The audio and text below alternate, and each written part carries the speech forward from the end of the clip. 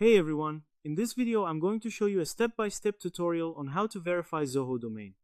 Verifying your domain in Zoho is a critical step. It proves that you actually own the domain you're trying to use. Without verification, you can't properly use services like business email, and your setup won't be trusted by other systems. First, log into your Zoho admin console. From the left menu, select Domains. This is where all your connected domains are managed. Here you add new domains, verify ownership, configure email, and DNS. If you don't already have a domain added, tap Add Domain. Now, type your domain name. Then click Add. You're telling Zoho which domain you want to use. You'll be asked to verify ownership.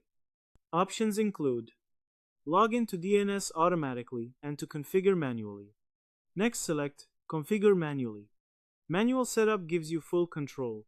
Zoho will generate a TXT record. Copy it. This is a verification code. You'll place it in your DNS settings and proves ownership of the domain. Go to your domain host. Here we use GoDaddy. Find your domains, DNS management, DNS records. Paste the TXT value from Zoho. This connects your domain to Zoho. It acts as proof of ownership and is required for verification. Go back to the Zoho admin console. Tap Verify TXT Record. Zoho checks your DNS.